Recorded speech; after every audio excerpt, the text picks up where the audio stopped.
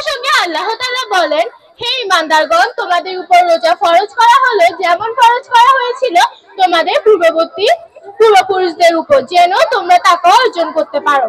সূরা আল বাকারা আয়াত 183। তাকওয়া অর্থ আল্লাহকে ভয় করা, সব রকম পাপ কাজ থেকে বিরত থাকা ইত্যাদি। সাওম পালনের সময় হিংসা, বিদ্বেষ, পরনিন্দা, ধূমপান, পরচর্চা, মিথ্যা ত্যাগ করতে হয়। সুতরাং এসব পাপকর্ম ও বদভ্যাস ত্যাগ করা সহজ হয়। এজন্য রাসূলুল্লাহ সাল্লাল্লাহু আলাইহি ওয়াসাল্লাম বলেছেন, আস-সাওমু জুন্নাহ, সাওম হচ্ছে ঢাল স্বরূপ।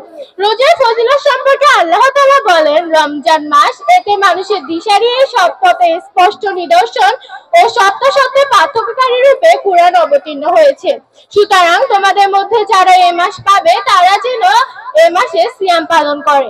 সূরা আল বাকারা আয়াত 185। এতে একথা প্রতীয়মান হয় যে রমজান মাসে কুরআন নাজিল হয়েছে বলে এটি অতি পবিত্র মাস। আল্লাহ তাআলা বলেন, প্রত্যেক ইবাদত ও ইবাদতকারী ব্যক্তি নিজের জন্য, আর সাওম আমার জন্য, আমি নিজেই এর প্রতিদান দিব। সহিহ বুখারী হাদিস 1904।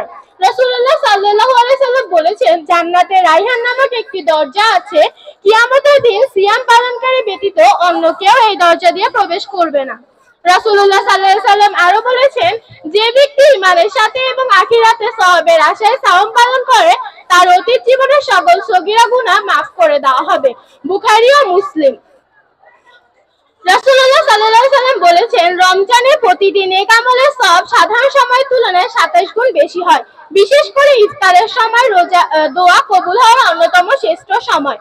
রমজান মাসের আগমনে জান্নাতের দরজাগুলো খুলে দেওয়া হয়, জাহান্নামের দরজা বন্ধ করে দেওয়া হয় এবং শয়তানকে শৃঙ্খলাবদ্ধ করা হয়।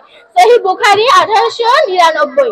রমজান মাসে ইবাদতের গুরুত্ব ও ফজিলত সম্পর্কে রাসূলুল্লাহ সাল্লাল্লাহু আলাইহি সাল্লাম বলেছেন, রমজান মাসে যে ব্যক্তি একটি ভালো কাজ করলো অথবা একটি নফল আদায় করলো, সে যেন অন্য মাসের একটি ফরজ আদায়